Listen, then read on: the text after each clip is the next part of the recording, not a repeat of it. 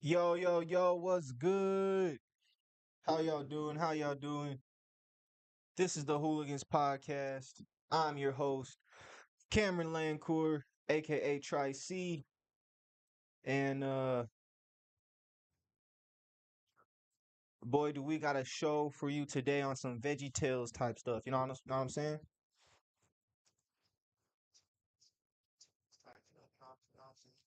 But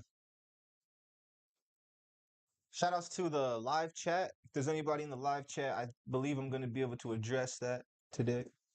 Um yeah, man. I mean, this is episode 52. Clap it up, clap it up. Episode 52. I just took a little dab. Shouts to the Benjamin. You know what I'm saying? Got that live resin in it, so I'm feeling resonated, you feel me? So let's see. First up on the agenda. Oh, I just want to say thank you guys for all the subscribers. Thank you guys for all the likes and comments. Uh that's really dope. Means a lot. And it's helping the channel grow. So I am thinking about possibly hiring some hosts to host some of the episodes and whatnot. Um yeah, so as the channel grows, maybe when we get to like 10,000 subscribers, I'll start hiring some hosts because you know what I'm saying? As the channel grows, it's gotta put more videos out, editing and all that. It's kind of a lot of work, y'all. It's kind of a lot of work. But with that being said, um let's get into it, man. Let's podcast. On our list, we have 50,000 50,000 migrants dropped off on the streets since September, y'all. Um, One sec. Oh yeah, yeah, yeah. And this is in San Diego. So 50,000 migrants in San Diego have been dropped off on the streets since September. Let's investigate. Do do do do do do do do do do do do do do do. Look right here, right here. Check this out. Well, where did I see this at? Was it on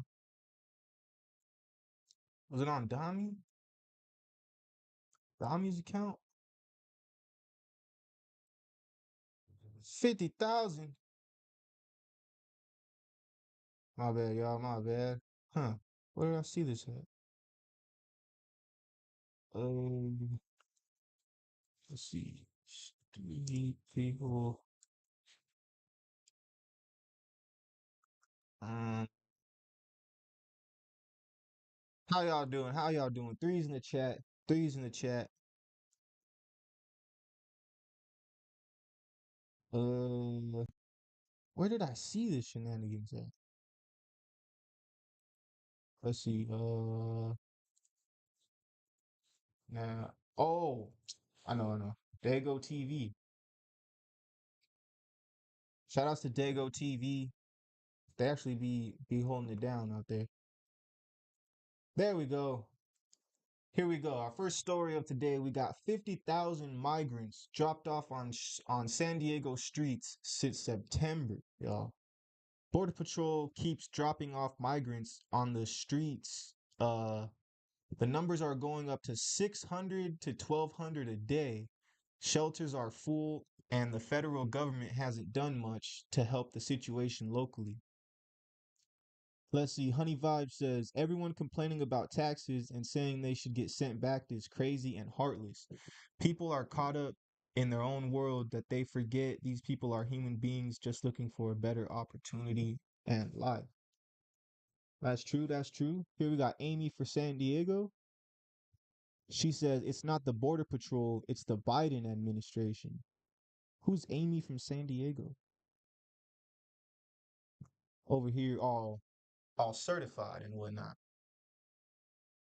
Unveiling San Diego's political scene and underbelly, real stories, humor, and occasional gossip. Your go-to page for the local intrigue. All right. Amy from San Diego. I ain't mad at that. That's cool. That's cool. Um, we'll read one more. We got Ranitas99 says, to haters and or people that don't understand out there, educate yourself or research before you give your opinion. We are all humans, no matter what race, color, or gender we are. We are all human and just want to live a life, live a great life for ourselves and our loved ones. Just saying. I mean, y'all know that I do the little politic thing on the side. Um, this is unacceptable, man. This is unacceptable. You know what I'm saying? Like, I just want to say it bluntly like that because yes, just as they're looking for better lives, everybody who's here is also looking for a better life. Now, we already went over the history of this country, and it makes sense why this is happening because it's kind of like any other population. If there was like a bird population, uh, squirrel population, and this is concerning to human beings, and in this case, the natives. If there's a native population and they're still able to repopulate, eventually they're going to have to migrate. Just from it's just like fear, like the law of nature, bruh. Like migration is part of the law of nature. Imagine if animals had borders and stuff. Animals don't have borders. There is no United States, there is no Mexico, there is no London, Africa to animals. They just simply exist on the planet. So that's and that they're following the law of nature. That's not no social construct. The fact that we have borders is actually more of a social construct. But I mean, we that's part of the complexity of a human being is that you know, I think if animals were able to understand borders and all that, I don't know, bro. But my point is that it's basically like an overflow. You can't keep if a certain species is repopulating, it's just the law of nature or science or math, whatever you want to say it, that they're going to eventually have to leave where they're at. I mean, that's basically what happened here with the United States and Britain. Britain was kept repopulating and it was getting too small. Now, I hear the main story is that there's two stories when it comes to this Britain stuff. I just want to touch on this real quick and then we'll get to the next story. But um yeah, they say that the colonizers came here from Britain because they were being oppressed. But then, if they were being so oppressed, how come the trips were funded by wealthy businesses? How come, if they were so oppressed, how come they came here and started doing the oppressing? So uh my thoughts is that nobody maybe it was hard over there, maybe it wasn't, but the I feel like the only reason Britain was able to come over here and colonize was because the term colonization itself kind of suggests repopulation. So it's the same thing that's happening over here. It's just they don't have the weapons to come and destroy us like Great Britain did. So same ish, different day. 50,000, but now back to what I said in the beginning. Sorry, almost forgot about that. 50,000 migrants dropped off on let me make sure we're still recording because I'm getting into some details, man. Yeah, so 50,000 migrants dropped off. It's just at this point, um, I mean, we gotta be frank here. Shout outs to Frank. Um, the natives here got colonized, whether they were Mexican, black, white, Asian, whatever, whoever was living in the original America got conquered. And that's how, things are settled in on Earth through war. And so unfortunately this group of people lost and they were forced over there and now they either have to follow those rules or suffer the consequences. Um that's just how life works. Like that's how if the shoe was on the other foot, they would be doing the same thing, bro. Um, no one has the abundance to just be giving out free handouts. Um, so continuing saying that, the reason why I'm so sure about my answer on this is because it's unsafe, bruh. September was only like 3 months ago. September, October, November, December, for 4 months ago.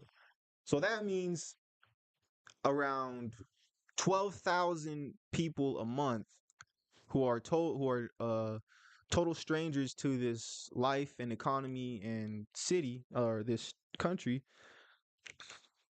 to what it is now are now just roaming trying to find a better life. But we all know that poor people steal, right? Poor people steal, and that's just kind of what you have to do when you don't have any money and if you're trying to survive. I mean, if you want to let yourself die, you're probably not going to steal. But when you don't have money, stealing is basically your only option. Or you can beg, but the bottom line is this is a danger, security risk to the people who are living in San Diego that pay rent, that had nothing to do with colonization, that are just here by happenstance. Those people need to be held at a higher concerned rate than these individuals. I'm not saying we shouldn't be concerned for these individuals. We definitely should, because not even because they're humans, just because these are just it's just the situation calls for concern. You're right. Um, but at the end of the day, there should be a an order of who we help, and the people who are literally paying to live here and following the laws. These people are kind of technically breaking laws. We need to uh put those other people first before these people. So that's all I'm saying. That's my opinion on this. It's pretty disturbing, man. I'm from San Diego. Shout outs to San Diego. Shout outs to Dago TV. Let's keep it moving. Next up, we got Houston is Houston a country? Houston is the town or the state or whatever with the most cockroaches, bro. Now, I do have someone what is it? A city. Let's see. I do have a city that is I believe is a close second, but let's see what this article says. I'm gonna let the shorty help us out. If you're privy to the Hooligans podcast, we got the AI bot helping me out, bro, because doing all this chatting, man, all this yippee and yapping, man, it's not too good for you, bro. Sometimes it's just good to let the AI bot do some chittity chattity, chattity chittity wittity skibbity. All right, so I'm gonna read a little bit. I'll let the shorty read a little bit, and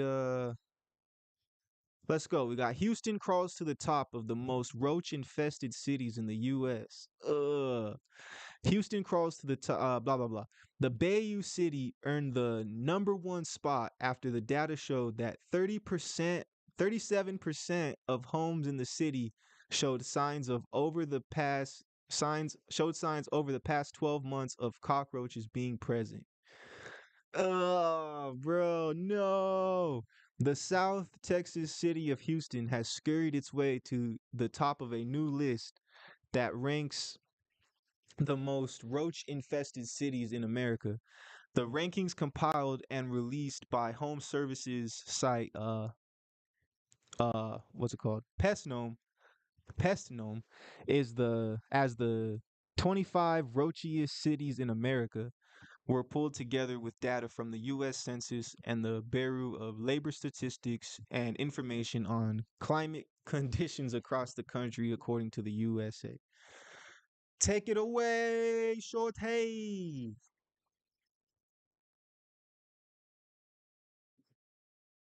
The Bayou City earned the number one spot after the data showed that 37% of homes in the city showed signs over the past 12 months of cockroaches being present, with the two most common types being the large flying palmetto bugs and the German cockroach, which is known to fester around kitchens, pantry, and near sinks. The report from Pestnome says that the heat and humidity are the cause of the infestation in the Lone Star State's largest city. Crawling right behind Houston on the list is San Antonio, where over a quarter of the homes in that city showed signs of infestation over the past year. Rounding out the top five are Tampa, Phoenix, and Las Vegas, all locations known for high heat or humidity year-round. Wow. Yo, that makes sense because let me tell you about North Hollywood. Now, I was running for city councilman of North Hollywood and I really want to do something. I didn't even talk about the roaches, but I should have. I just didn't know about the voter registrar. Talk about that later. North Hollywood got mad roaches, bruh. I just got to put it bluntly and we got to do something about it. Adrian Nazier, I believe that's how you say your last name. Bro, if you win, please, Adrian, please do something about the roaches in North Hollywood, Adrian, please. The people out here, man. I can't even make breakfast, bro. I can't even make breakfast. I can't even go in my freezer. Can't even go in my fridge. Come on, bro. Paul Krikorian. That's the only thing, man. Krikorian. Why is there so many roaches out here, bro? But according to this information, it's because of the heat. Now, we all know that North Hollywood is one of the most hottest places in Los Angeles. So that makes sense. But it's still no excuse because the people here pay rent. Why am I paying rent to have dinner with roaches, bro? If I wanted to do that, I would just never mind. Right? All right. Um man, I thought Houston and Texas was the I thought it was the place to be, bro. Ugh. All right. We got to do something about the roaches in Houston too. That's not okay. That's not okay. All right, what else we got? We got this one's interesting. I'm interested in this one. We got Mark Zuckerberg building $100 million site on Hawaii plus a bunker. This dude Mark Zuckerberg, dude, he's always up to no good. What is this guy doing? After those fires too, right? Weren't these celebrities on the hook for like doing some weird stuff because of the Hollywood fires? Check this out. Mark Zuckerberg is reportedly building a $100 million Hawaii compound with a huge underground bunker. What does he know now? Mark Zuckerberg, blah, blah, blah. Let's see. Matthew Monantero says something big is going to happen within the next few years. I hope y'all are stocked up on food and bullets. What the heck, bro? Berto Pina says, oh, yeah, they had a massive fire in Hawaii to push out the natives so the rich can come move in and build bunkers for the end of the world. No! Dude, it's crazy they say this because I was just talking to my homie and he was like, bro, if you could do anything in life right now, what would you do? I was like, bro, I would go to Hawaii, bro, and skimboard. That's one of my dreams, bro, to go skimboard in Hawaii. Shout outs to skimboarding, shout outs to Blair Conklin, shout outs to Lucas Fink. Yo, be skimming Nazare? What? Dropping mad gnar, bruh. All right. Jay She wrote says, you can't run from God. All this is in the Bible. Eh, I won't deny that. That's true. Um, Let's see. This one's interesting. What is DDoS? DDoS Sheree says the only ones evil, the only ones evil enough to drop the nukes are the Khazarian Nazis, the original Nazis that had a secret plan. They used the Jews as a tool. It's all meticulously designed, planned for world domination. Nazis have control without even needing it to be known. They hide behind the shadows of big government, slowly lurking and creeping in to infiltrate every single facet of world order. Yo, this guy is a good writer. This dude should write a book. When they execute their final depopulation goal from 8 billion to 55 million, their control will be so tight that Zuck will truly have nowhere to hide. The Nazis view him as nothing but his brains, which is why Zuck is probably terrified because he knows they have scientific technology that would keep Zuck alive just to extract what he knows and all the mythology behind it. What the heck, bro? No way. Yo, this dude is on some something, bro. Shoot. Let's see let's look at a real article. I mean, That dude gave me the crazy breakdown, bruh. All right, let's see what's going on, man. What's going on? What's going on? I need the shorty, bruh, because I just read a whole bunch of something. All right. Clip champ.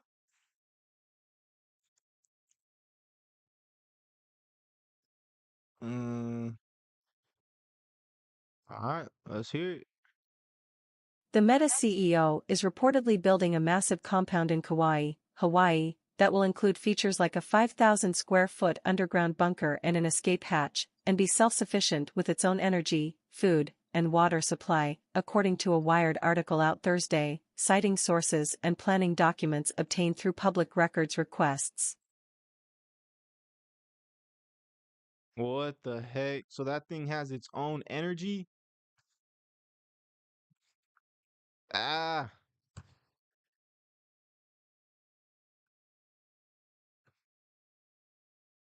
Construction on Zuckerberg's compound, called Koalau Ranch, is estimated to cost around $100 million, coupled with the $170 million spent on the land for the property. The total price tag sits around $270 million, though that's likely still an underestimate, according to Wired.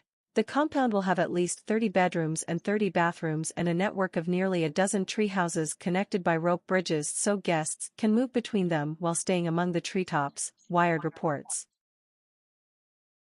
what? 30 bedrooms? There are plans for two mansions connected by a tunnel linked to the underground bunker, where there will be an escape hatch accessible by ladder and hefty metal doors filled with. Oh shit, my bad, my bad. I didn't have my headphones on.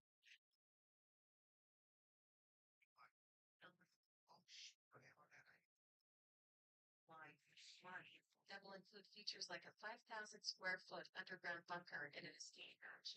My bad, y'all. I mean, my headphones real quick. Wired article out Thursday, citing Oh, sources and crap. planning documents obtained through public records requests.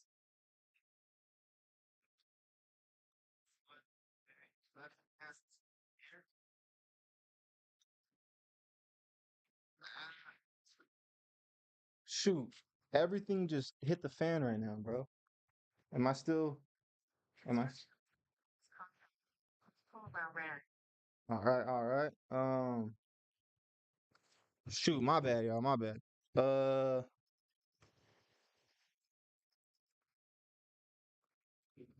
freaking kicked my charger, spinned my laptop. Y'all know how that goes. If y'all know how that goes, put some F's in the chat. F's in the chat. All right, let's continue to hear what's going on. There are plans for two mansions connected by a tunnel linked to the underground bunker, where there will be an escape hatch accessible by ladder and hefty metal doors filled with concrete. In the library, Zuck is planning four blind doors designed to blend in with the look of the walls, according to Wired. Meta did not immediately respond to a request for comment. Zuckerberg's not the first tech titan to build a home ready for the end of the world. OpenAI's ousted and reinstated CEO Sam Altman has a stash of things like guns, gold, antibiotics, and gas masks. How Indeed is focusing on responsible AI practices to reduce inequalities and barriers to hiring. Sponsored content by Indeed. What the heck, bro? Reddit CEO Steve Huffman bought motorcycles, guns, and ammo to be prepared to hole up in my house for some amount of time if necessary, and even got laser eye surgery because he thinks it'd help his odds of survival in a disaster. LinkedIn co-founder Reid Hoffman once told The New Yorker he estimates more than half of Silicon Valley billionaires have invested in some type of apocalypse insurance, like an underground bunker. Man, these fools are scary, bruh. You know what that says to me? Y'all scary. I'm ready to die, bruh. I'm ready for it. You feel me? You can't be scared, Mark Zuckerberg. You can't be scared, LinkedIn co-founder. You're just a co-founder, bruh. You scary. Reddit CEO Steve Huffman. Why are you scary, bruh? Nah, I'm just playing. I understand. You gotta at least try to survive, right? You gotta try. That's pretty alarming. You know, I was just watching this it's kind of connected to this. I just went to see Godzilla yesterday, and when I was buying the tickets, it said Japanese, but then it also said subtitles after it. So I thought maybe the subtitles were in Japanese, but it turns out the whole movie was in Japanese with English subtitles. So it was basically not fun experience at all. It was like an educational experience. Got to try to read and make and watch the movie and look down, look up, look. It's difficult, difficult. But it does bring to talk about them basically saying that the nukes in Japan were actually a cover up for what Godzilla was doing over there. So is that true? Yes, no, maybe so. I'm not sure. But yo, shout outs to everybody in the chat. Shout outs to the people showing love, showing love. Um yeah, so maybe Godzilla's gonna freaking come. That's basically the moral of the story. Let's keep it pushing. Let's keep it pushing. All right, we got this one. This is kind of a pretty serious topic. We got two more political convos. Then we're gonna move into the pop culture and the gaming section. So don't be too bummed out, y'all. Don't be too bummed out. But we do have to talk about um these three Israeli hostages that were actually killed by Israel soldiers. So the IDF is the Israel army, just in case, you know, knows that, and they should actually make it plainly clear. But I feel like it's just some little wordology there. Um, so this is crazy because this also makes me think of wasn't what's his name, Elon Musk, just freaking pouting about how he has the hostages medallion tag and he's not gonna take it off until all the hostages come home. But now it turns out that Israel is killing its own hostages. So what's up with that, dude? Airplane food. What's up with that? All right. Um, can't watch this video, but we got the shorty to come and give us some assistance on these shenanigans, bro. Because it's just straight up shenanigans. How do you accidentally kill your own people? I want to know that. Let's listen.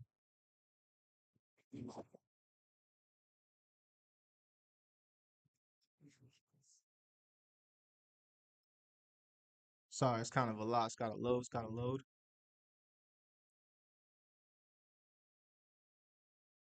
Three Oh shoot! No, I thought it was.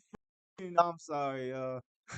Y'all heard it, right? Y'all heard it, right? We was good, and then I restarted it. That's my bad. That's my bad. All right, one more time.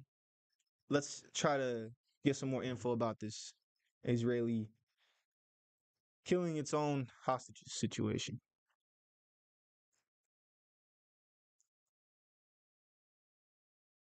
Three Israeli hostages were shot and killed by Israel Defense Forces troops on Friday during combat with Hamas in the Gaza district of Shujaiya, the IDF said. The three were mistakenly identified as a threat, an IDF spokesperson said on X at 1:17 p.m. Eastern Time on Friday. The grave mistake has since prompted an outpouring of anger and grief from Israelis.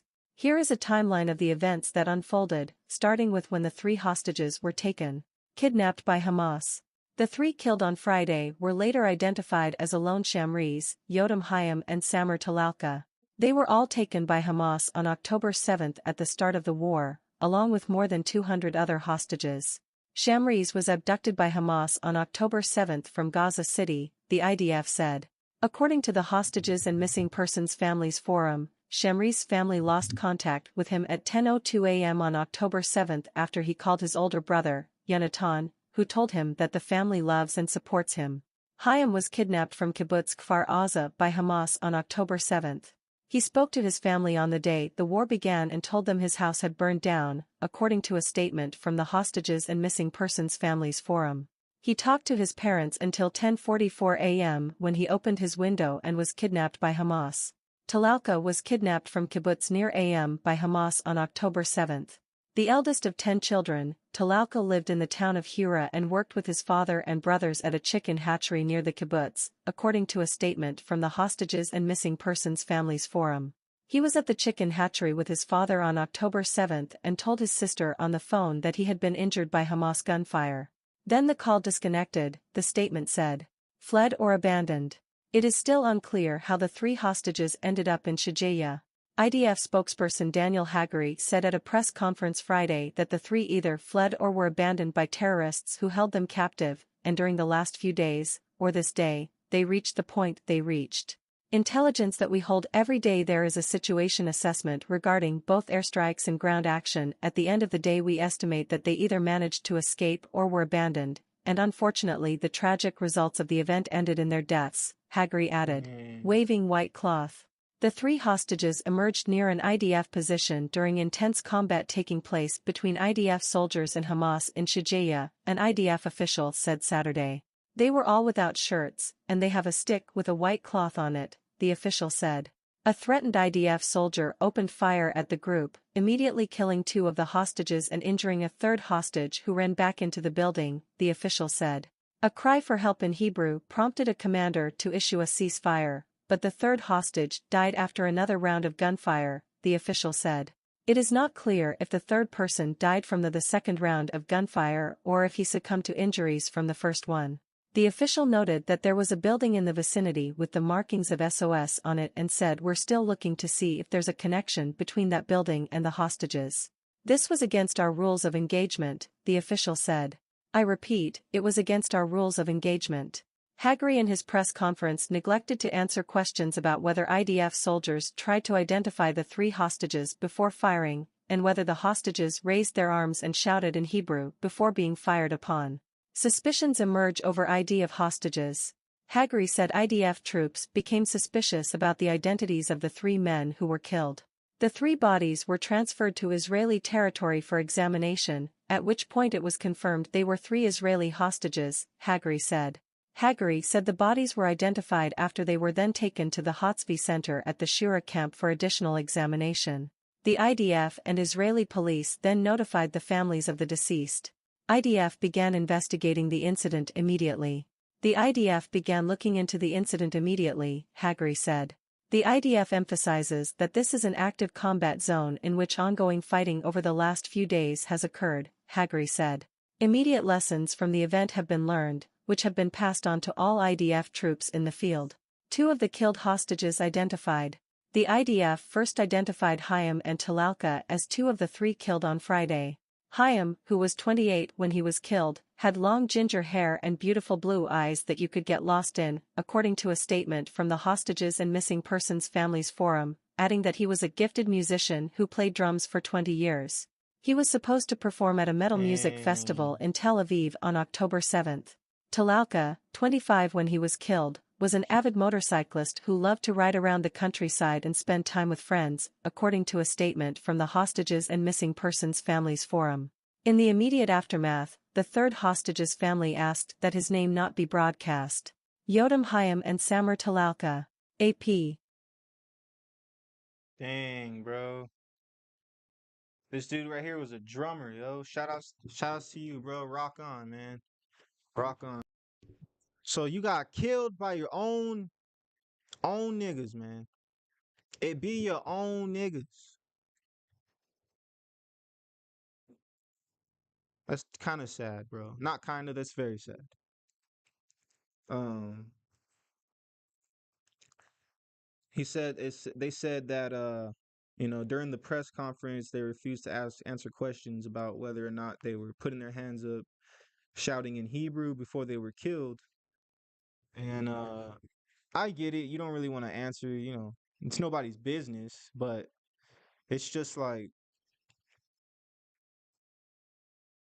dude, that's a huge screw up, bro.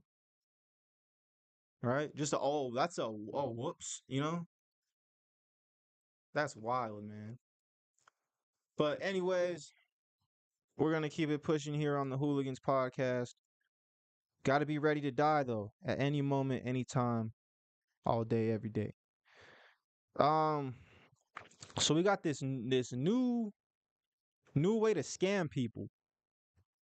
Do not use this information for evil. But check out this new texting scam called smishing. Is the latest way scammers are trying to get. Here's how to protect yourself. I'll go ahead and read a little bit. The shorty, she did a lot of work. Give her some rest. We'll give her some rest. Let me go ahead and refresh this. All right, so one of the biggest scams you need to watch out for is for your phone. In smishing, a term that combines SMS and phishing, bad actors trying to get your personal and banking information through unsolicited text messages on most mobile devices. They do it by pretending to be government agencies, companies that you might have done business with, or a package delivery service. They'll say something to get your urgent attention, like a text about a free gift that you have to pay a small shipping fee to receive, or they will send a warning about suspicious activity on your account. Whew. Um, we've seen a lot of people. We've seen a lot with people posturing banks saying this is Chase Bank. There is a hold on your account due to a security breach. Click here to verify your information, said Amy Knobzinger, the director of fraud victim support with AARP. So it's kind of the run of the mill. I mean, I'm pretty sure I've got some of these texts about like, oh, the package you ordered, there was something wrong with it. Please, just kind of like what they're saying. Check this out.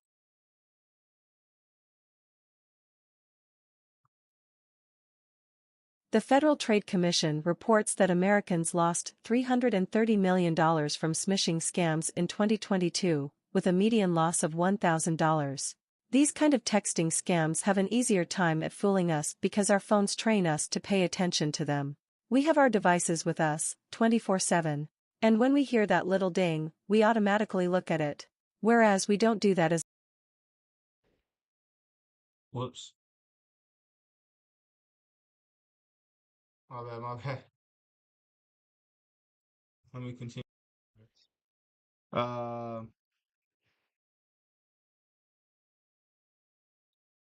oh, shoot. Yeah, so when we don't hear that as much with email anymore, Nazinger said, in a, in a package, in package smishing scams, the suspicious message can seem innocent and read USPS. Since your package address does not have a house number, we are unable to arrange. I'm pretty sure this is what I got. No cap, bro. No cap. I'm pretty sure. Please update online. The FTC shared it as an example, but once you click, you'll be asked to pay a redelivery fee to trick you into giving up your credit card information. Got to protect that information, man.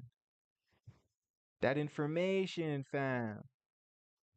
Let me try to get Shorty to read again, fam, because she's good with the talking and the stuff. I was trying to be too outrageous with the shorty and I lost communication. All right, let's go. 040. 108. Especially around the holidays and this time of the year, we are, on a more frequent basis, ordering packages. So it might not be out of the norm to get an email from a shipping company saying that there's a delay, Knopfziger said. That's why she advises consumers to get into the habit of writing down what you ordered, where you ordered it from, and what company will be the package delivery service. When in doubt, call the source instead of relying on a text message. If you do think that there's a problem with your shipping, your package, your item, your bank account, just call the company at the number you have for them. And just check that way, Knopfziger said. It is better to contact the company from their original website or phone number than to provide account information and login and password information from a bogus link, said Stephanie Benoitkertz, lead cybersecurity faculty at University of Phoenix College of Business and Information Technology. Continue. Continue. How to spot a smishing message. A smishing message can seem like any other text message, but there are a few telltale signs that will warn you that something's off. Here's what to keep an eye on. Advertisement. Look to see how many people also received your text. If your text about a free gift or suspicious activity was also sent to multiple people, be suspicious. That's an immediate red flag, and you should absolutely delete it and block that number right away, Novziger said. Be wary of unsolicited messages that ask for your information. A regular solicitation will tell you information that you signed up to receive, while a spam message is more likely to ask for it, Novziger said. When they are then asking you to go off of that platform or asking you for personal information, that should be your number one red flag. Nothing is as important as your personal and financial information, she said. Be suspicious of any action you have to do right away. Bad actors want you to not Facts, have time to facts. think, so make sure to take a breath and really think about what you are being asked to do. The sense of urgency is right now, and they are looking for you to wire a check, purchase and provide information from gift cards, or log into an account from this link, Binwakert said. What you can do to block smishing messages. Once you spot a smishing message, don't just leave it in your messages folder. Take these actions to prevent future issues. Block or filter unsolicited messages. You can filter messages from unknown senders on Apple phones by going to Settings, then Messages. Scroll down until you see Filter Unknown Senders and select it. What? All right, I'm actually interested in this, John. I didn't know there was actions that needed to be taken afterwards. I did not. Let's learn. On Android phones, go to Settings, then Blocked Numbers. Turn on the Unknown option to block private or unidentified numbers from contacting you. Novziger said that filtering out these messages is a great tool that people can use to give yourself a little red flag.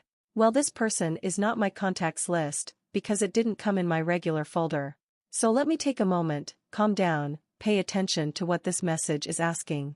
Report smishing.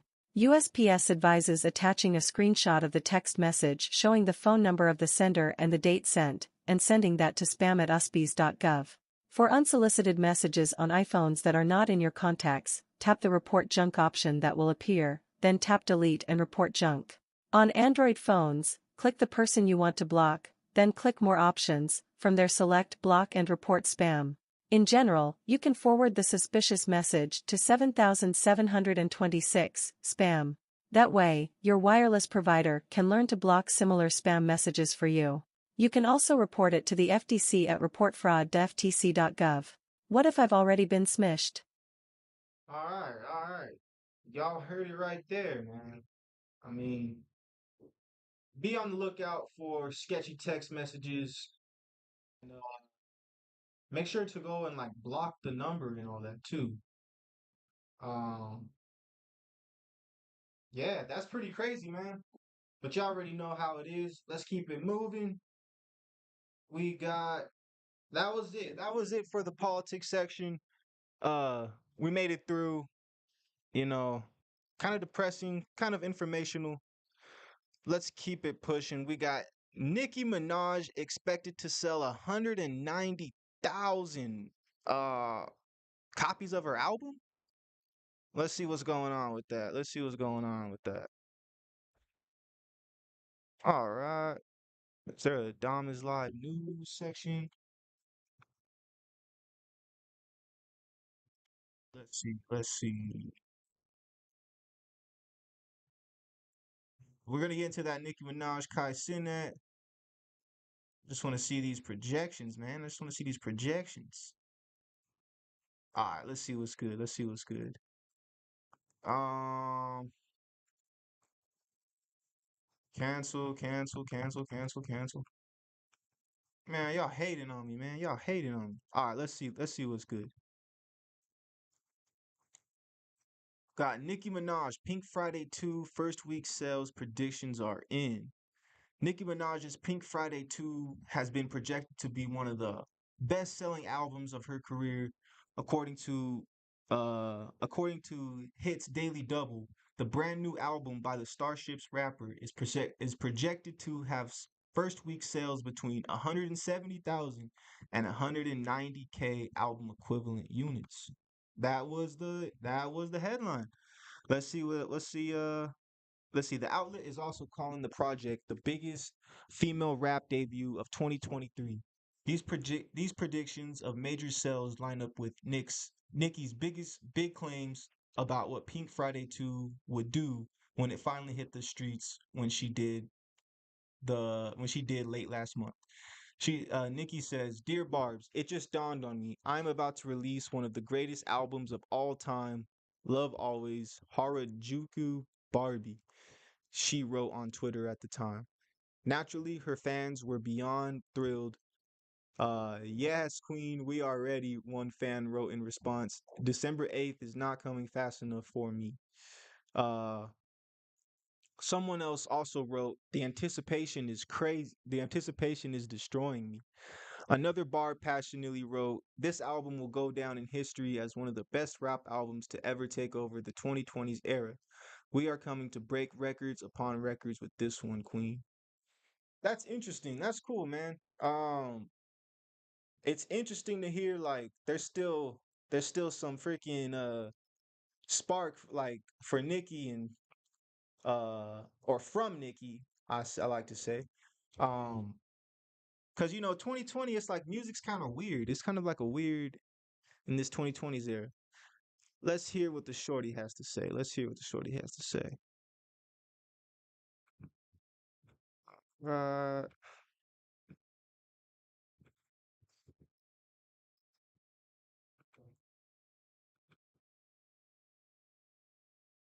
Talking with Vogue last month, Nicki Minaj revealed that she went back to her proverbial roots while creating The Effort, which came out on her birthday, December 8th.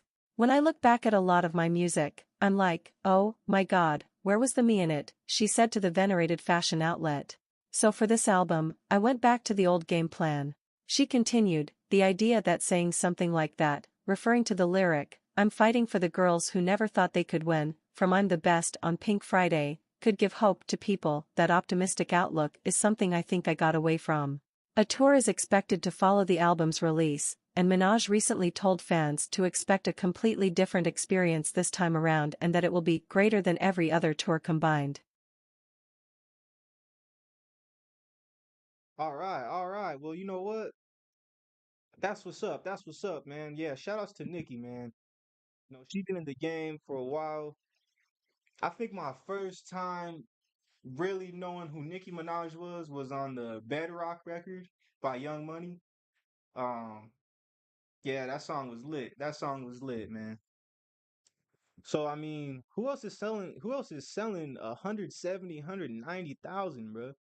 I don't think any of the other male rappers are doing that. So that's what's up, man. Shout outs to Nicki Minaj.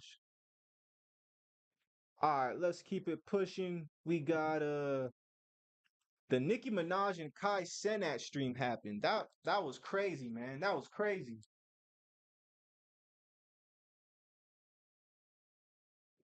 One second, guys. One second.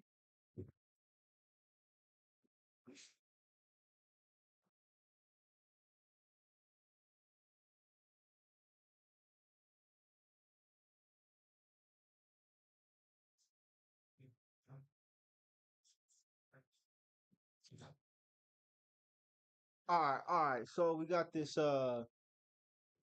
Nicki Minaj Kai Cenat.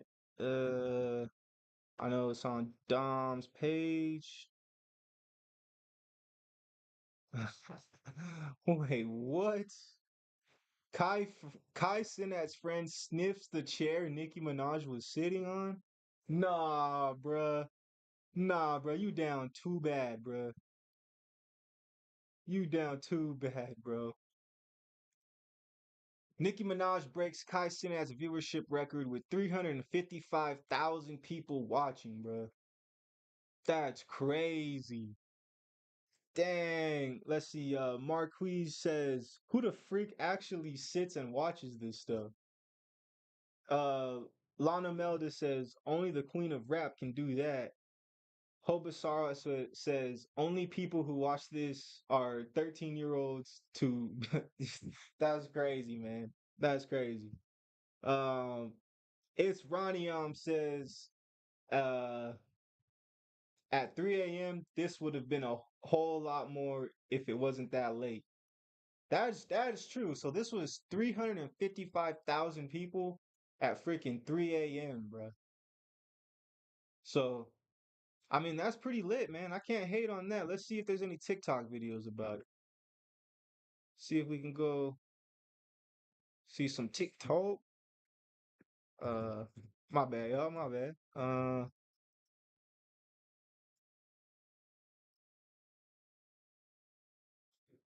Kai Cenat, Nicki Minaj. Let's see what's good. What the heck?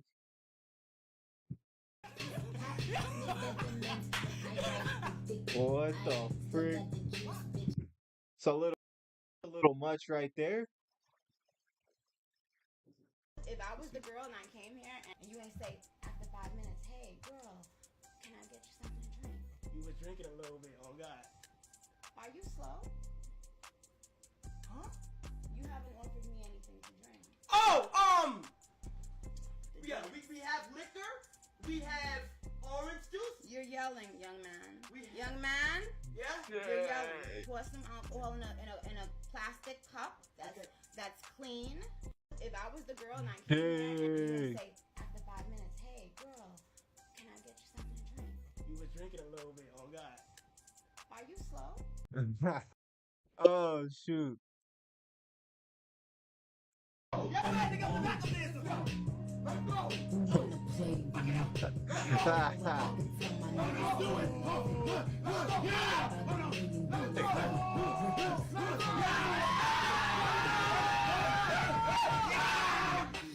Yo, top it.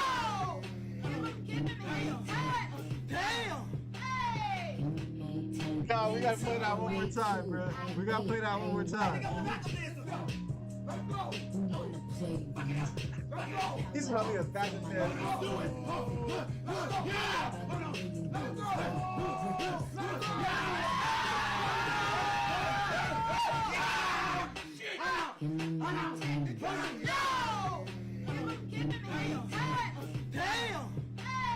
Dang. That's jokes, bro. This shit's so tough. Oh. Get down, get down, get down. Hey. Fuck it up. Fuck it up. Fuck it up. Fuck it up. Fuck it up. Fuck it up. Fuck it up. Fuck it up. Fuck it up. Fuck it up. She fuck it up. She fuck it up. She fuck it up. Hey, what you want about Kai, bro? Bro puts on a good show. Let's give it up for Kai Cenat, bro. Let's give it up for Kai Cenat, bro. Say what you want, bro. Bro's holding it down.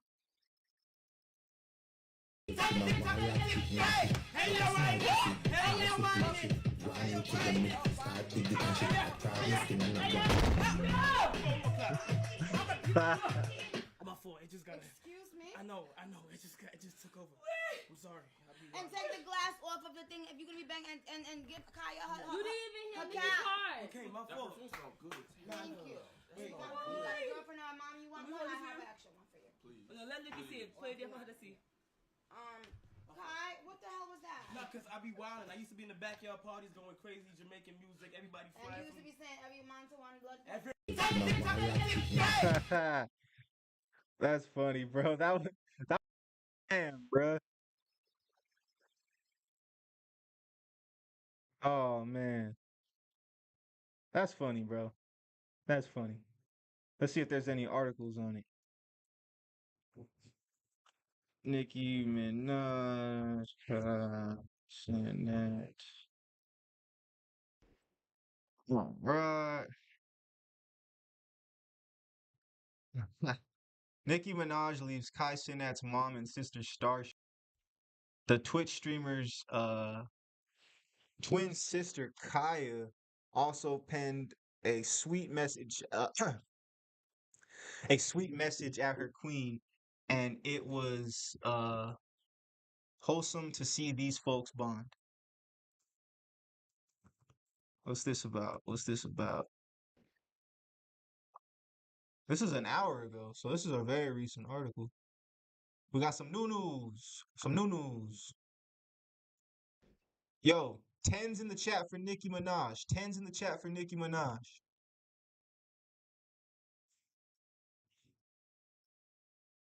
The only people who are bigger Nicki Minaj fans than Cenat right now are his mother and sister.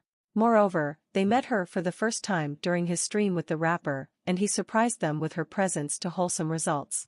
They both shed joyful tears, embracing the Trinidadian MC and having a lot of fun with her on stream as they chopped it up, danced, and had a lot of fun.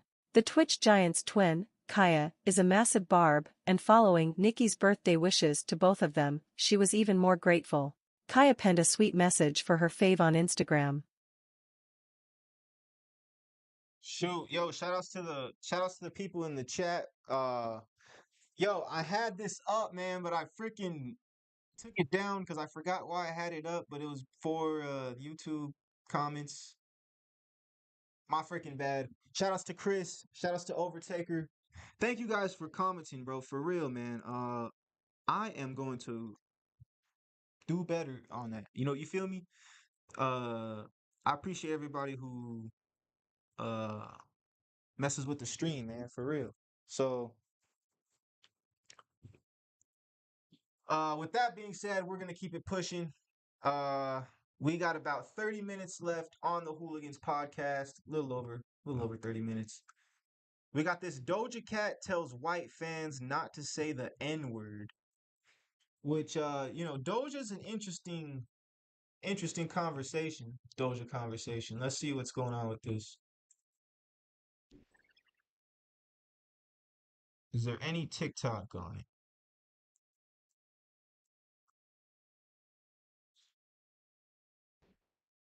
Let's see.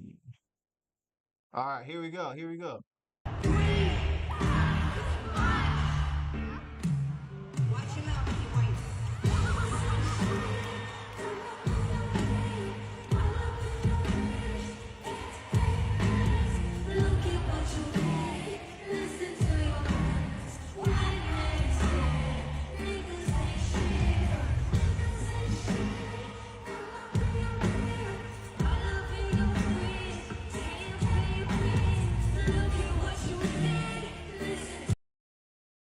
She said, "Watch your mouth if you're white." That's crazy. All right, let's have this conversation. If you use the N-word in your songs, should people who aren't black be allowed to say it at the shows? This kind of reminds me of the conversation of if, like, should your lyrics be allowed to be, or should your lyrics be allowed to be used against you in court? Um, which I kind of think, yeah, if there's like, well, he made this song, like, you know, it kind of can be held to as like a confession, right? It's like, well, this person, it's not an artist at that point. You're a person. Um. Anyways, let's see. Now, I think I don't think they should say it, honestly. I don't, because that's just an awkward experience. Because at the end of the day, that word, where it comes from, it's not no joke. It's not no games. You know what I'm saying? Like, it's just it's very horrific what happened to like the way that word was being used and to the people it was being used for, to and by. So um what's it called? uh I would basically say, hey guys, I'm half white, but I'm also half black. If you could just refrain from saying it, that would make me a whole lot comfortable, and probably the people around you. Because think about your black fans, right? they're here to see you, their fellow black artists, and let's see how are we on volume.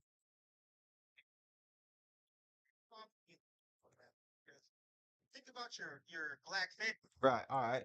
Yeah. So think about the black fans who are there, and there's like there's a white fan next to them, or someone who's not, whatever, not black, not supposed to say it, and they hear them saying it. It's just that energy. It's like I don't want that energy to be created at my show. At the same time, though, it's like what if during this part you got all the black people looking at all the white people going, "Are you gonna say it? Are you gonna say it?" They're holding the microphone. They got all the iPhones, the TikToks ready. Are you gonna say it? What are you gonna do? What are you gonna do? You know what I'm saying? I think though, um, it's a tricky subject, man. You know, unfortunately, I don't think there's a right answer. Maybe just a case by case energy type basis. Um, but yeah, I mean, let's see what the article says. Hip Hop DX.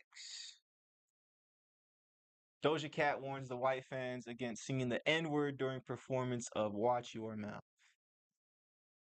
That's an ironic name for the song. All right, we got the shorty over here ready to help lead the way. We're good on time. We're doing good on time too. But after this, actually, because we're gonna get into the video game awards. All right, that's it. Just wanted to say that. Doja Cat has issued a warning to her white fans over the use of the N-word during a recent live performance. In a video that surfaced on TikTok over the weekend, the Paint the Town Red rapper can be seen performing her 2021 track Ain't Shit during her Scarlet tour stop in Omaha, Nebraska. Before getting to the expletive-laden hook, "Gas ain't shit, come up in your crib / all up in your fridge, can't pay rent," Doja gives specific instructions to her Caucasian fans in attendance. "Watch your mouth if you're white," she told the crowd, some of whom could be heard giggling at her command. Despite her stance on white fans reciting the N-word at her shows, Doja Cat has faced racial backlash in the past. In 2020, an old video circulated of the Grammy winner allegedly engaging in racist jokes in an incel chat room. A song she wrote called Dindanufian, which is defined as a pejorative term used to mock blacks that commit crimes, and the excuses that's made for them also surfaced online. After some called for her to be cancelled, Doja issued a lengthy response on social media in which she apologized for upsetting and hurting her fans. "I want to address what's been happening on Twitter," she wrote. "I've used public chat rooms to socialize since I was a child. I shouldn't have been on some of those chat room sites, but I personally have never been involved in any racist conversations. I'm sorry to everyone that I offended."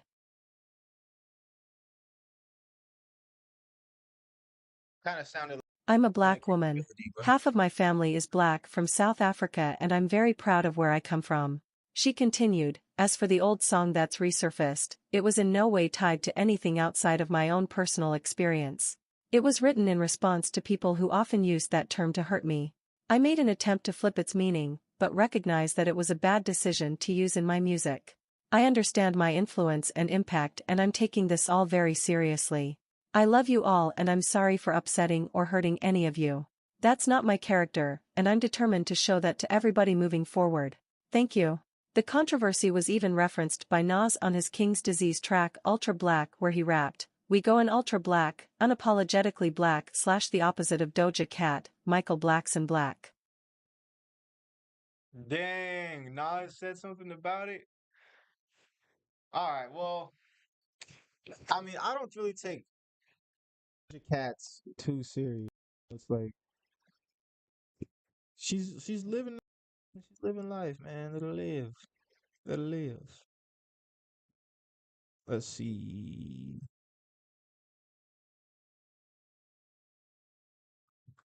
so so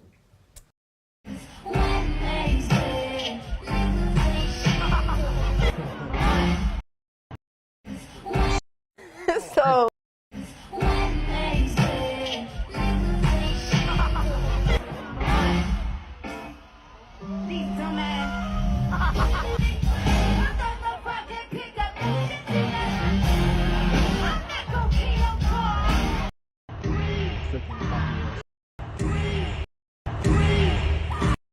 Um, or not a copyright strike, freaking whatever it's called. But that's a little bit about her her journey through life. So shout outs to Doja, man. Up next, we got to talk about these video game awards because we still have some hip hop topics, but it's been like a week. We're supposed to talk about these hip hop uh these video game awards. So before that, we're just gonna take a 5 minute break. Sorry to do that to y'all, but just a quick 5 minute break, and then we're gonna get into these award shows, man. Like and share. Hooligans. Ah, ah, ah. Hooligans.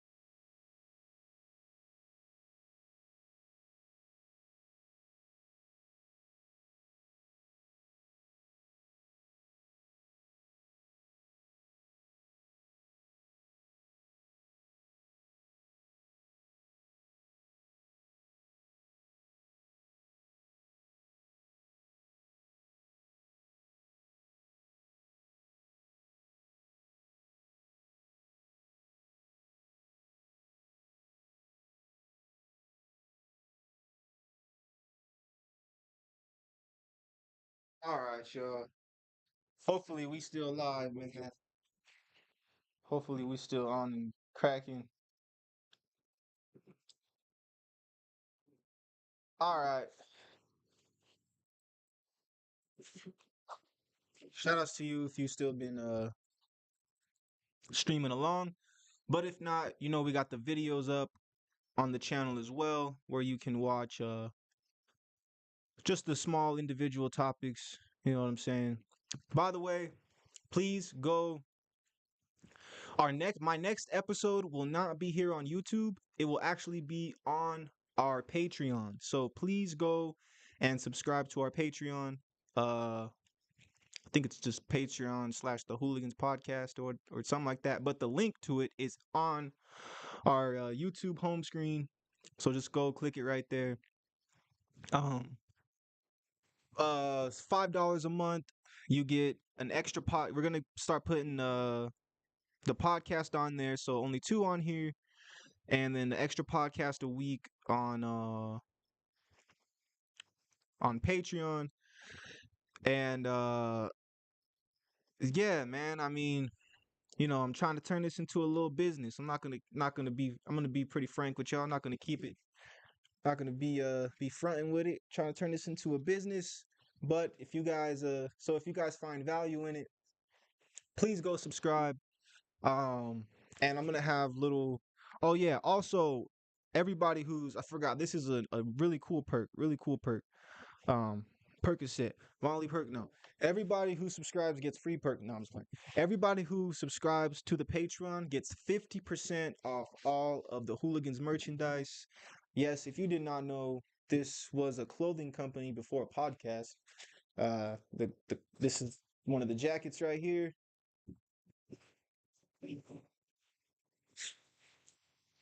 Uh, ooh, actually, I had to crack my back. But yeah, so we got jackets, we got beanies, visors, freaking all this stuff that I've made. Um, I'm gonna try to get that, re-going up and going again. So like this jacket would be like, $60, $40, maybe 40, $60 jacket. You'll get it for like 20, $30. Um, and that'll be specifically for, and that's infinitely. So you can get your whole wardrobe half off, as long as you're subscribed. So I appreciate that. Appreciate you guys helping me out. Just wanted to talk about that real quick.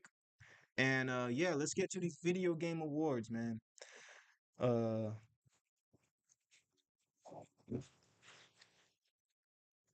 Freaking video games have been very important to me as a child. Uh just cuz like to keep it G, I didn't have my pops in my life, so I was really like, had a lot of free time, I guess. Had a stepdad, but we weren't really, we weren't like Carl and Rick Grimes, So I spent a lot of time playing video games. My favorite video game is Halo. Probably will have to be Halo 3, but Halo 2 is a good game as well. But Halo 3 just had the best of like campaign and multiplayer. But the Halo 2 Halo 2 campaign, I don't even Halo 2 campaign was fun. I would say that the number three Halo 3 was better. And Halo 2 multiplayer was fun. But it was like chaotic and fun. Halo 3 multiplayer was like polished, freaking like, yo, this is where like the pinnacle of gaming started. Like after like now we all have Xbox Live, whatever, you know, nobody really cares, but with Halo 3, that's when Xbox Live and like playing live with your friends was like at its peak. Like, yo, we can talk to each other on the headsets and play at the same time. Like, yo, that's crazy. Um, so I got to grow up during that era where, my first console that I ever played was freaking PS1 or like Sega Dreamcast. So I got to see the evolution of consoles, as well as cell phones too. But that's a little bit of background about video games. Now let's see what the shorties got to say about it.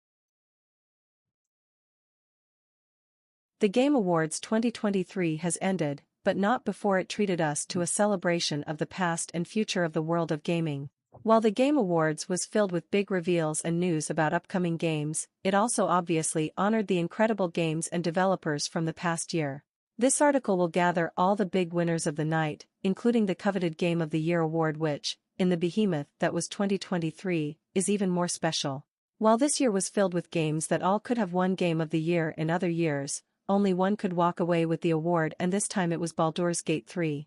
Not only did Baldur's Gate 3 win Game of the Year and Shadow drop its Xbox version, but it also won Best Community Support, Best RPG, Best Multiplayer, and the Player's Voice category. Alan Wake 2 followed with 3 wins in the categories of Best Game Direction, Best Narrative, and Best Art Direction. You can check out the full list of the Game Awards 2023 winners below, and also be sure to check out our roundup of all the biggest reveals from the Game Awards. All right, so yeah, you heard it, folks. For Game of the Year, we had Baldur's Gate 3, which I never even heard about that.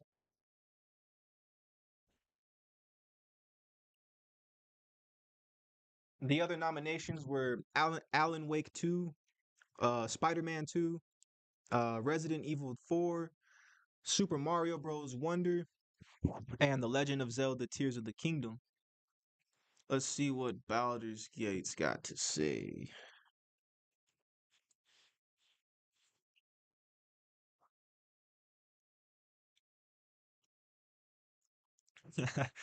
Oh,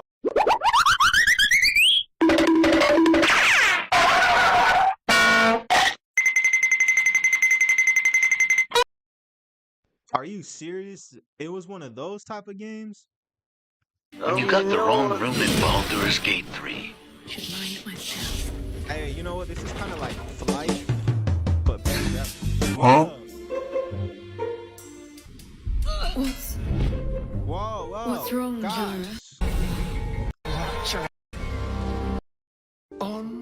Guys, The Shadow Curse lands. I thought we were playing video Makes games. back home in the Underdark seem quaint. Yo, this kind of seems like Flife though.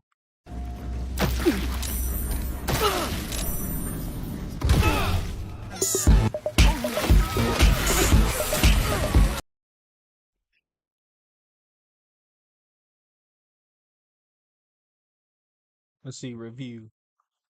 Hey, y'all know I like Flife, man. We got some Flife videos on the chat, so I can't even hate, man. I can't even hate.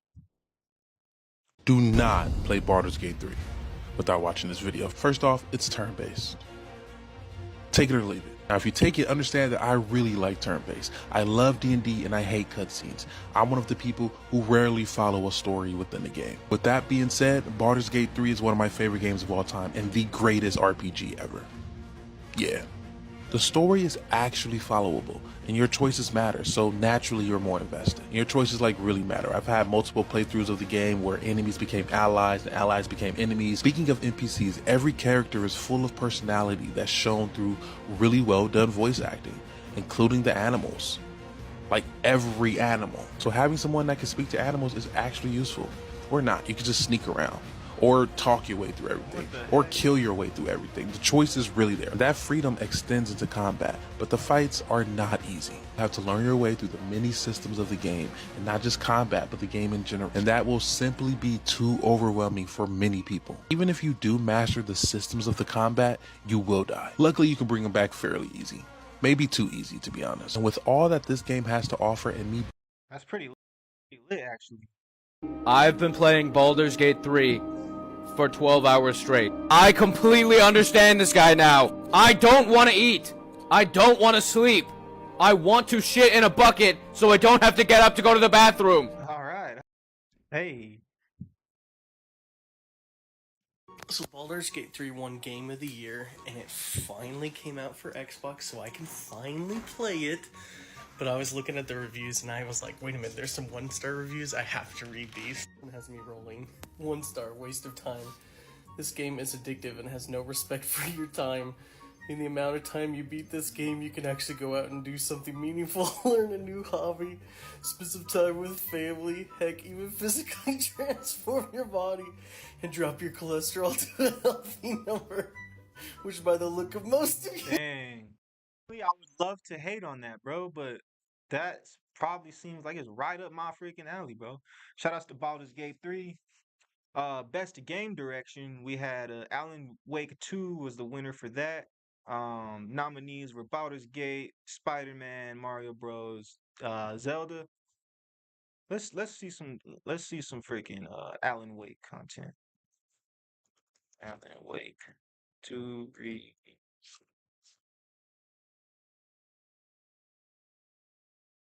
There is no way people think Alan Wake 2 should be a Game of the Year contender. So after 25 hours and a Platinum Trophy, I really did not enjoy Alan Wake 2 at all. Please keep in mind, I probably had a completely different experience than you, but I had loads of problems with this game. So first off, let's start with the game's story, because that is what everybody is writing home about. So how is it? It's fine. You play as Alan Wake and Saga Anderson, whose stories are intertwined. You kind of go back and forth as playing as each one of them, and later on you can kind of pick your own path. I think that's pretty interesting. I just think what's so frustrating is this game is trying to convince you that its plot is deeper than it actually is. Take a shot every time someone says the phrase dark place, manuscript, or scratch. You will be plastered 2 hours in. Just don't care about the characters or anything, and I honestly think some of the voice acting is just okay at best. But who cares about that, right? That's what everyone says. It's all about the gameplay. So how is it? It's awful. Look, I hate to be brutal. I hated the gameplay in Alan Wake 1. I thought it was going to improve here, and there's little to no improvement. In fact, some situations are worse. And again, please keep in mind, this is based on my personal experience. I had this constant glitch where I would try to equip a weapon, and it would just showcase my flashlight. My weapon could not be equipped no matter how hard I tried. And now I'm stuck. My gun won't come out. It's not. Oh my god. And there was no way to fix this other than me dying, and this happened over and over again. Game of the year. This game's combat's so bad. Jesus, why does this game... Dang, alright.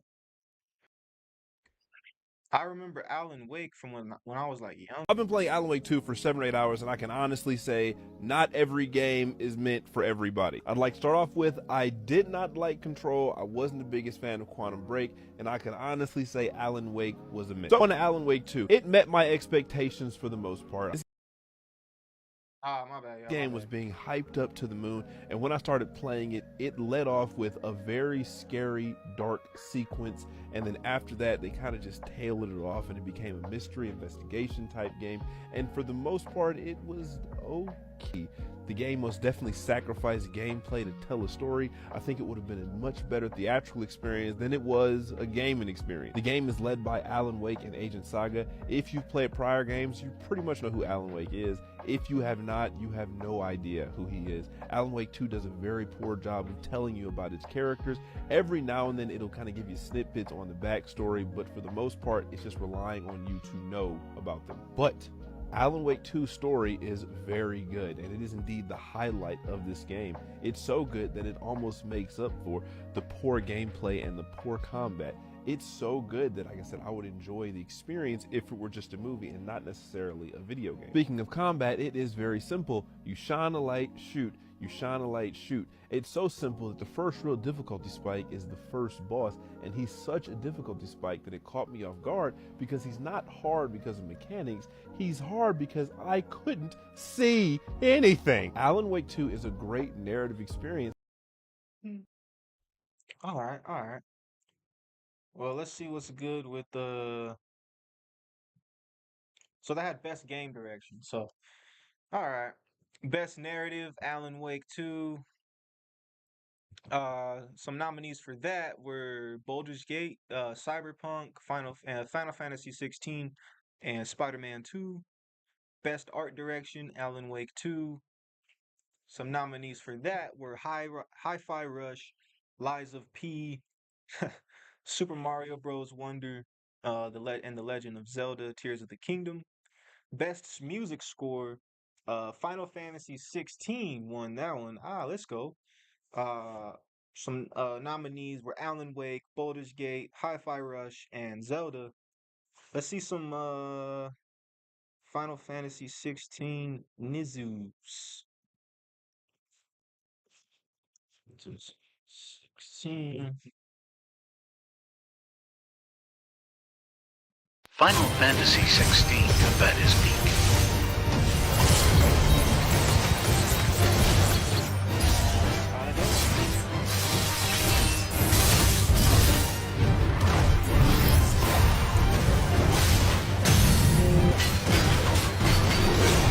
Gotta find a review.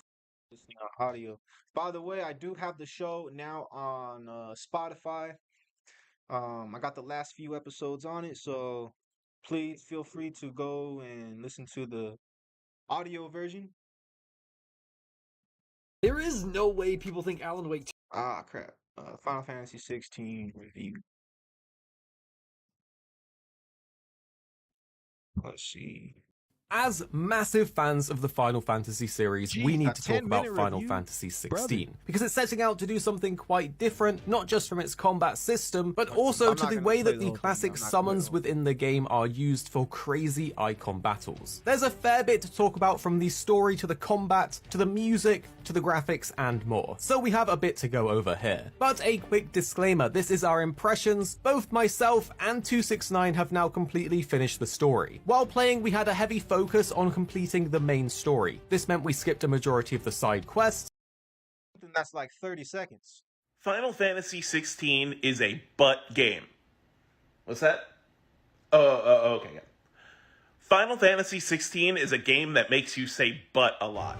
And by that I mean I could confidently say that this is one of the most fun games I've played all year. But I'm going to repeat the same thing that you... Reviews finally dropped for Final Fantasy XVI. The game is currently sitting at an 88 over on Metacritic with an 89 on OpenCritic, and 94% of critics recommend playing it. IGN, GameSpot, and Destructoid all gave the game a 9 out of 10. Game Informer gave it an 8.5 out of 10, and GamesRadar gave it a 4.5 out of 5. IGN says, featuring fast, reflex-driven, action-heavy combat, Final Fantasy XVI is certainly a departure from what fans may expect out of a Final Fantasy game, but its excellent story, characters, and world-building are right up there with the best the series has to offer. The game launches today on PlayStation 5. Let me know down below, are you going to check it out? Reviews... Alright, nice. So that one, best music, best audio design, best, let's see, there's tons of awards here. Best indie game, let's go. We had nominees were Cocoon, Dave the Diver, Dredge, Sea of Stars, and Viewfinder. And the winner was Sea of Stars. Clap it up for Sea of Stars, you know what I'm saying? Clap it up. Let's see what's good over here.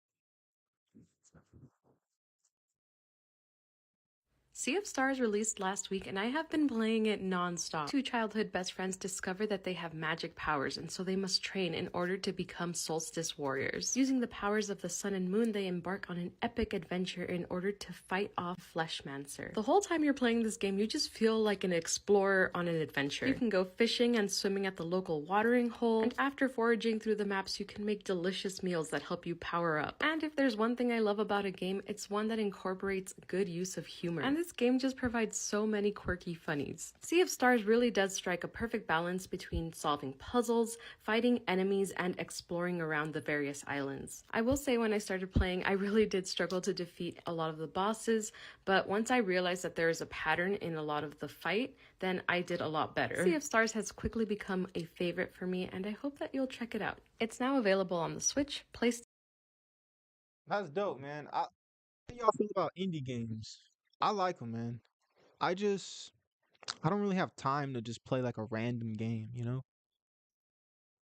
Let's see. Sea of Stars is a modern classic you don't want to miss. The game's Metacritic scores are 91 on Switch, 90 on Xbox and PS5, and Ooh, it's on 89 Xbox? on Alright, I'ma PC. just might Game have to Bible play this. scored it 9 out of 10, calling it an unforgettable, essential RPG. While PC Gamer, who gave it 79, says it may not truly recapture the magic of 90s RPGs, but it's still a polished, enjoyable blend of old and new. Altogether, it's clear that Sea of Stars. Alright, I'm gonna have to cop that. That's dope. Best debut indie game was Cocoon, but created by a new studio. Alright, best mobile game, Honkai Star Rail. I'm interested in that. Let's see. Honkai. Yo, put some tens in the chat if you like mobile games. I mess with mobile games, man.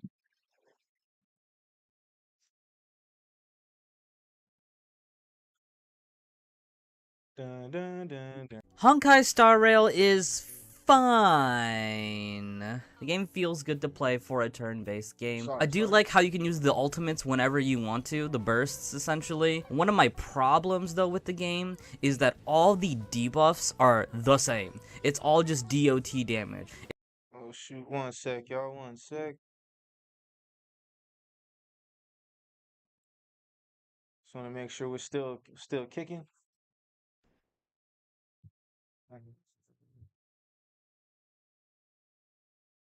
Let's see. My bad, my bad, my bad.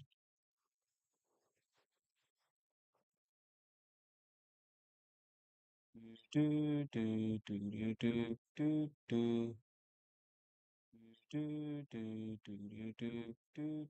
RPG, while PC. Alright, I'm just tripping, yo. No, I'm just playing. I got my iPhone right here to my left, so it started bugging out. Alright, let's keep pushing. It's lame, it's boring, and it could do so much better. You got your standard banner with the blue poles, which are called Star Rail passes, and you got your rainbow poles, Intertwined Fates, with the special Star Rail passes. One really cool feature with Star Rail's gacha is that the first 300 poles in the standard banner, you can actually choose what standard banner 5-star that you want. I think what this game seeks to accomplish, it does. It is a Hoyoverse game that is turn-based. It has great characters, the story is kind of decent, it seems like there's good lore here, but it doesn't really try to do anything super special. When it comes to Honkai Star Rail, overall... Alright. Any mobile games y'all recommend? Woo! Let me know. Oh, ini ku punya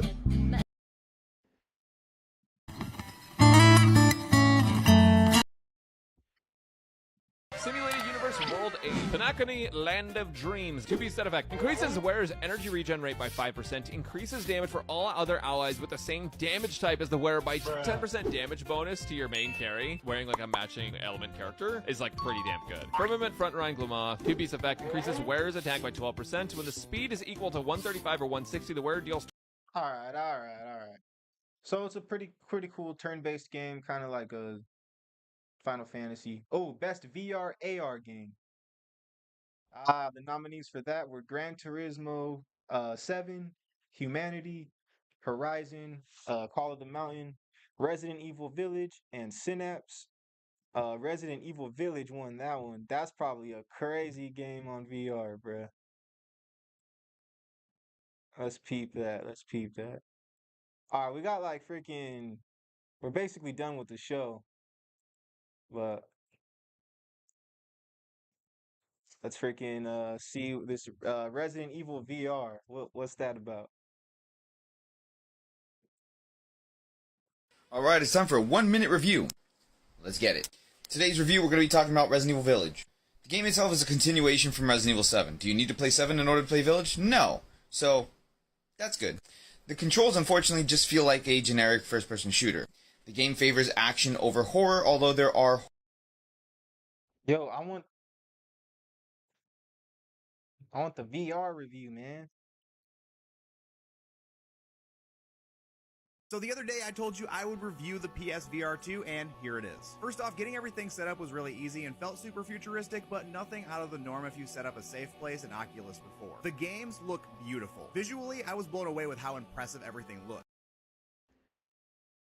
If you're a PSVR 2 owner like me, you know the struggle is real. The headset is awesome, but there just aren't that many exciting games to play on it. I didn't want it to become a $550 paperweight, so I tried out Resident Evil Village, a game that I've played before and knew I loved, but now I'd be experiencing the thrills in super immersive VR. I don't know if you've tried anything horror related in VR, but my god, the scares are definitely amplified this way. I didn't expect the game to feel so fresh, but actually being inside the game world almost made it feel like I had never played the game before. Every environmental detail, from the dilapidated rundown village to the oppressive grandeur of the castle, just feels so much more impressive and novel when it's totally surrounding you. Also, because the headset tracks where your eyes are looking, shooting and aiming is satisfyingly accurate and precise. It's super fun. I know this game wasn't originally developed as a VR experience, but that doesn't stop it from being one of the best games that you can play right now on PSVR 2.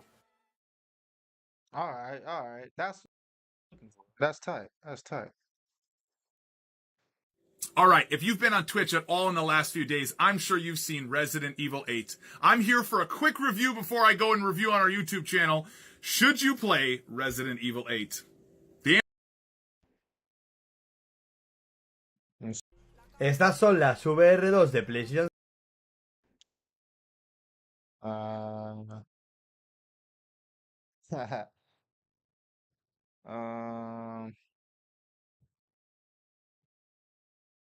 All right, that's a little bit about Resident Evil.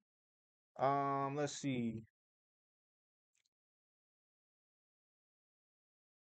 Best action game. All right. That's pretty much it. That's pretty much it about the video game awards. I know I kept saying that we're gonna talk about it, so I wanted to put some time into it. Shout outs to all of the freaking people who are still playing video games. And yeah, thank you guys for watching the thank you guys for watching the live stream. Oh, and if you're listening, please subscribe and go subscribe to the Patreon. If you don't subscribe to the YouTube, that's fine. Please go subscribe to my Patreon. My next podcast will be on there, but I will continue to upload twice a week onto the YouTube channel. So thank you guys for supporting. And yeah, that's it. Hoolagans.